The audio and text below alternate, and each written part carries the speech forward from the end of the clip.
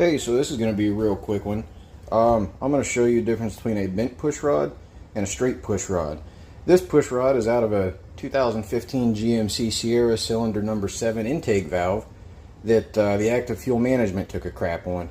This one is out of a 70-something shovel head, old Harley motor.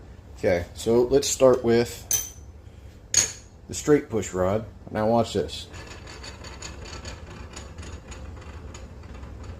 Nice and smooth, right?